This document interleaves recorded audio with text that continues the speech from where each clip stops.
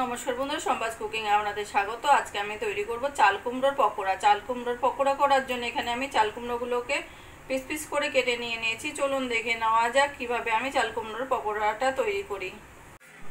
চাল কুমড়োর মধ্যে আমি অল্প করে জল দিয়ে গ্যাসে বসিয়ে দিয়েছি। হালকা করে আমি চাল কুমড়োগুলোকে একটু ভাপ দিয়ে নেব।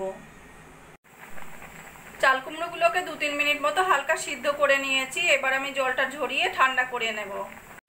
চাল কুমড়োগুলো ঠান্ডা হতে হতে ততক্ষণ আমি একটা ব্যাটার রেডি করে নেব। সেই জন্য নিয়ে নেব এখানে 1 বাটি বেসন,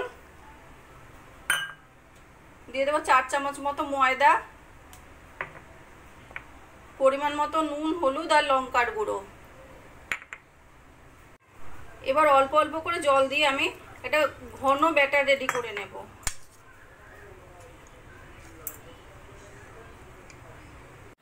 চাল কুমড়োগুলো সিদ্ধ করে নিয়েছি। চাল কুমড়োগুলো ঠান্ডা হয়ে গেছে। আর এখানে আমি সর্ষে, নুন, হলুদ আর একটা কাঁচা লঙ্কা দিয়ে বেটে নিয়েছি। এবার এই সর্ষেগুলো চাল কুমড়োর মাঝখানে হালকা করে দিয়ে নেব। এইভাবে হালকা করে দিয়ে নেব।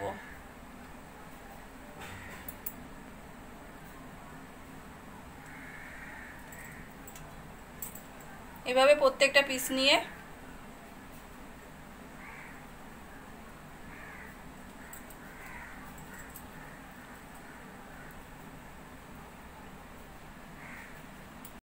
সব চাল কুমড়ো পিসগুলোতেই আমি সর্ষে বাটা দিয়ে নিয়েছি।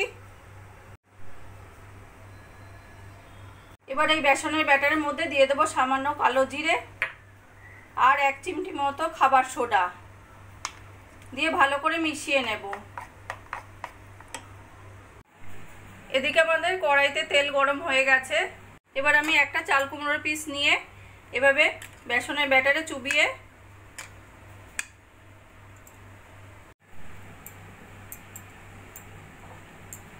তারপর লো ফ্লেমে আমি ভেজে নেব।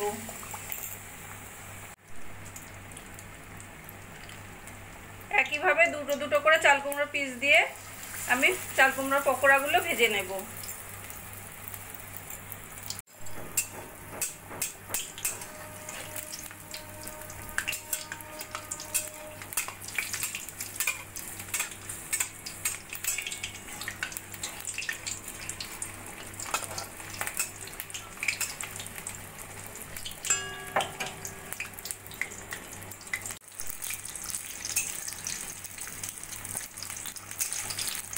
লো ফ্লেমে সোনালি করে পকোড়াগুলো ভেজে নিলেই আমাদের চাল কুমড়োর পকোড়াগুলো রেডি হয়ে যাবে। এই পকোড়াগুলো আমার ভাজা হয়ে গেছে। এগুলো আমি এবার তুলে রাখবো।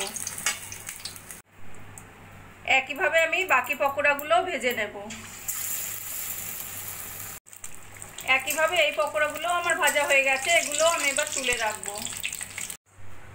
সব চাল কুমড়োর পকোড়াগুলোই আমার ভাজা হয়ে গেছে। আমার এই রেসিপিটা যদি ভালো লাগে আপনারাও বাড়িতে বানিয়ে দেখতে পারেন। গরম গরম ভাতের সঙ্গে খেতে অসাধারণ লাগবে। আর কমেন্ট করে জানাবেন কেমন লাগলো। প্লিজ লাইক, শেয়ার ও সাবস্ক্রাইব করবেন।